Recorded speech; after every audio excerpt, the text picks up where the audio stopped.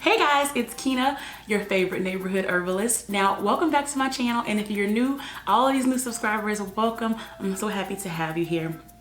Today, I'm going to be talking about some new herbs that we haven't talked about before that are great alternatives to pharmaceutical diabetes medication. Now, last year we talked about metformin specifically, and I gave you guys 3 herbs and herbal compounds that you could use in the place of metformin or with metformin to help manage your blood sugar, your insulin levels, your A1C numbers, all that stuff. So I kind of wanted to do a part 2 because new medications come out all the time, and there's also like a lot more herbs that we could try to use for the treatment of our blood sugar. So I don't want to go back over metformin too much because we did a whole video about that last year. I'll leave a link in the description box if you want to go back and check that video because it kind of talks about metformin in detail. But just briefly, metformin is in a family of medications called biguanides, and basically it helps to regulate blood sugar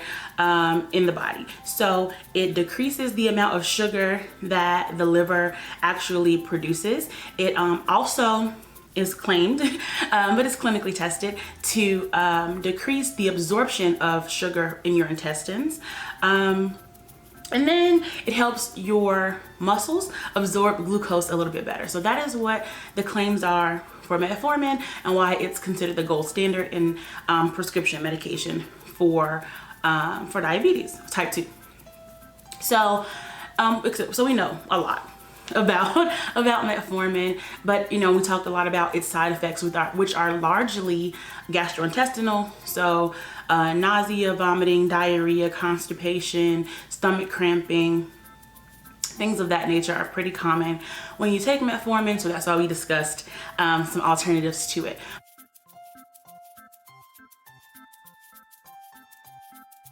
Okay, so there's a new medication though that we haven't talked about, and it's called Jardiance. And I've had some of you guys ask me in the comment section, like, well, what about Jardiance? Is it better than metformin in terms of, its efficacy, side effects, and things like that?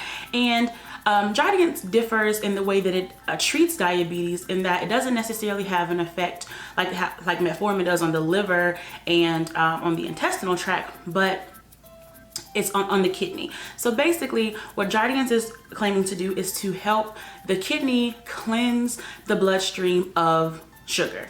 So that's really kind of the meat and potatoes of how that particular medication works.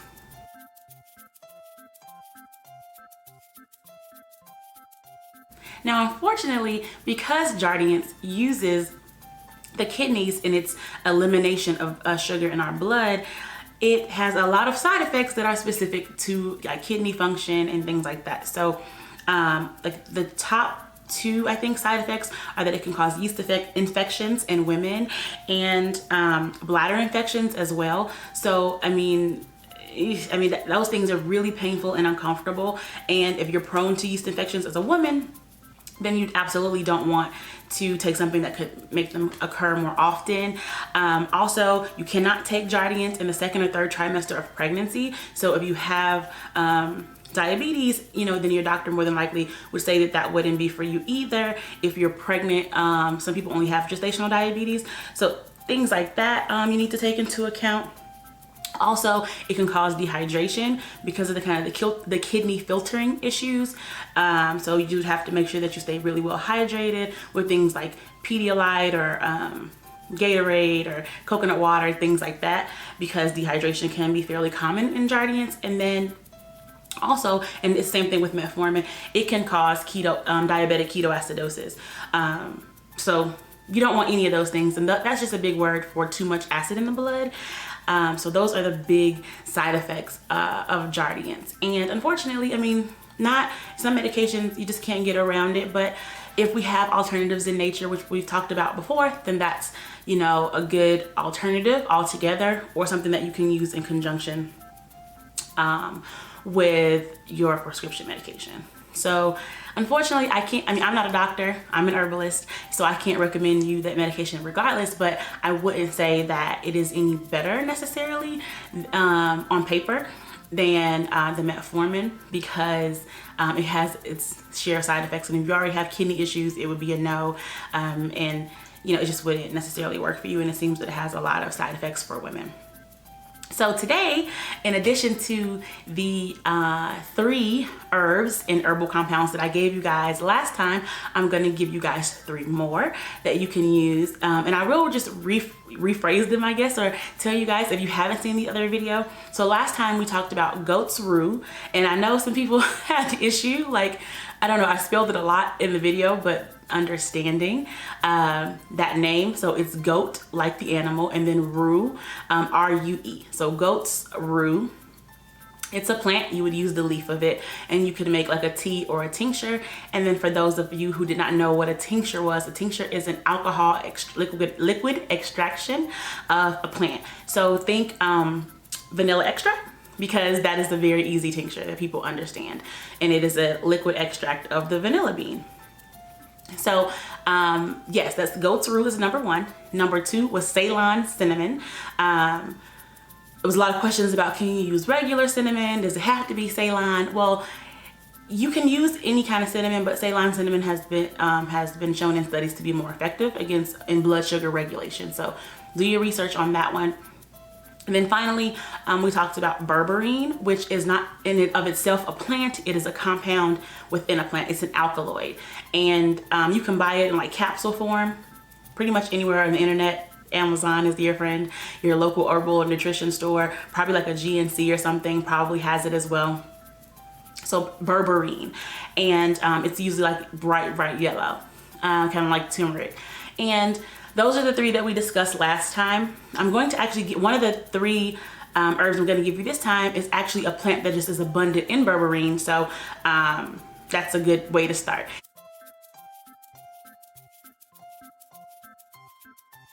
Okay, so the 3 new herbs that we're going to go through today are Burdock, Goldenseal, which you probably heard of because I've seen it in stores kind of often, and then Bilberry.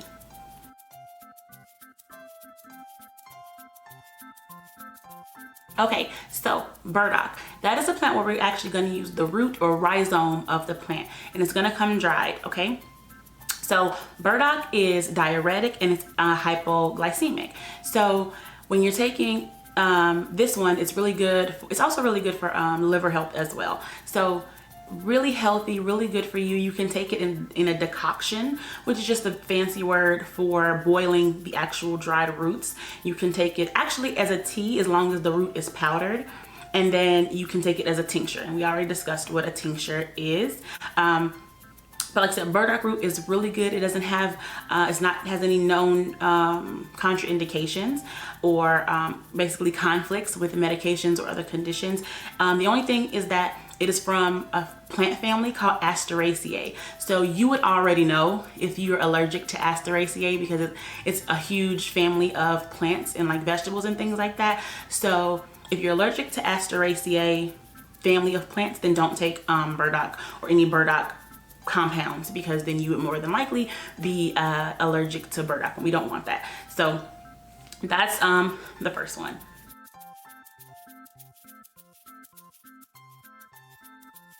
Okay, so number 2 is going to be Goldenseal. Now, Goldenseal is the plant that I was talking about that has an abundance of that berberine in it. So if you don't want to take like berberine capsules or something like that, and you want the actual plant that's abundant in this alkaloid, then Goldenseal is one of the plants that has a lot of berberine in it.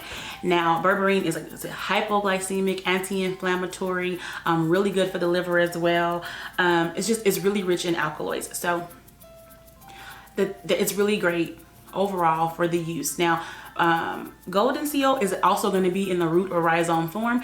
So the same way, you can make a decoction, meaning boiling the roots for about 20 minutes and then drinking that about like 1 teaspoon to a cup of water.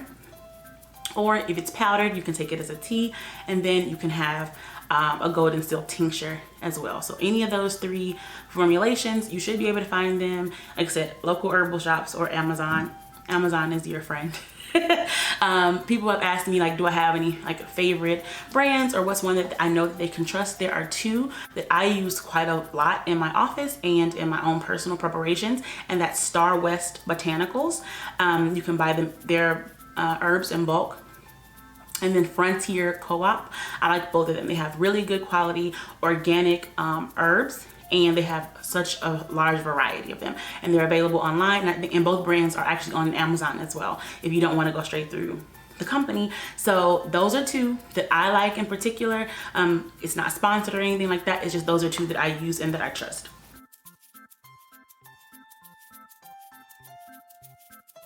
Now, there are some cautions and considerations for Goldenseal that aren't necessarily usually an issue with some of the other plants. So first, if you have high blood pressure, any issues at all with hypertension, then you don't want to take Goldenseal because it can just make it worse. It also, if you take it for too long, let's say maybe a year or more, then it can sometimes in some people cause a decrease in vitamin B absorption. And vitamin B is, you know, there's a ton of vitamin B's, right? 12, 6, all that stuff, but it's really good for energy and our overall health. So just be conscious of that, to maybe take a break from Goldenseal after you've taken it for like 3 months, maybe take a month off, that kind of thing. Then also, it's just like we talked about with kind of some of the other medication, it's not safe to take in pregnancy, and it's also not recommended to take Goldenseal with lactation. So if you're breastfeeding, you know, still no Goldenseal, and if you're pregnant, it has uterine effect that it can cause contractions. So it's not that it's unhealthy for a baby or anything like that. It's just that it can cause uterine contractions in some women, and you don't want to have a miscarriage. So just stay away from the Goldenseal or berberine in and of itself if you are pregnant. Okay.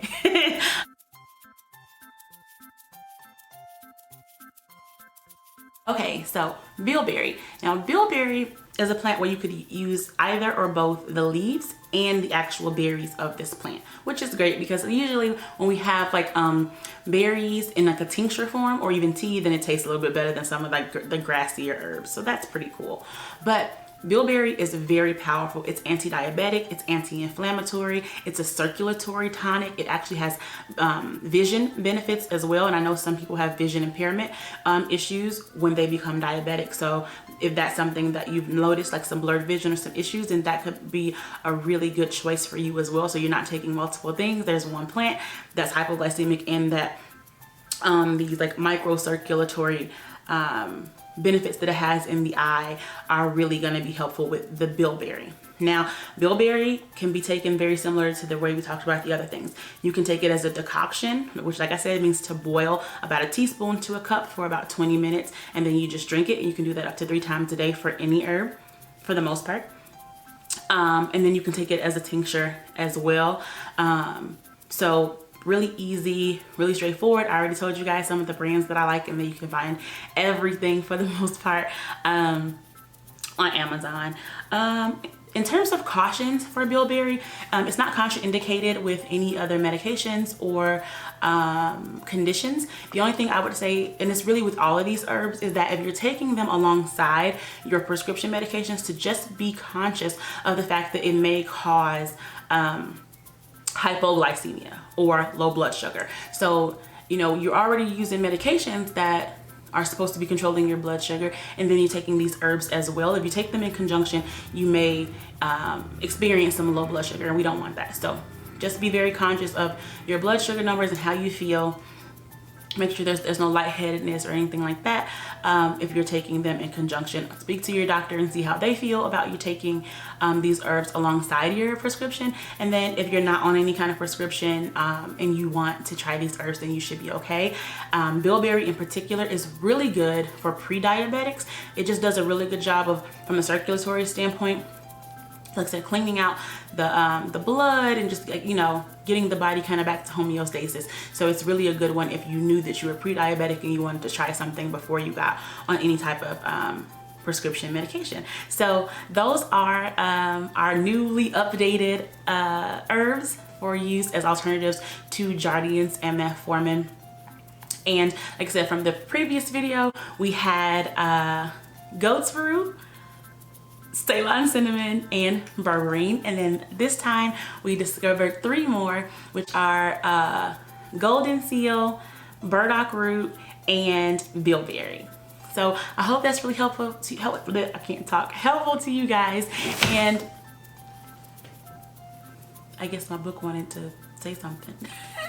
But I hope that's really helpful to you guys. And if you have any questions or comments, leave them down below. If you want to know anything else about diabetes, health, and blood sugar regulation with healthy alternatives, let me know in the comments, and I will do my best to make you guys a video when I have time. All right, guys, bye.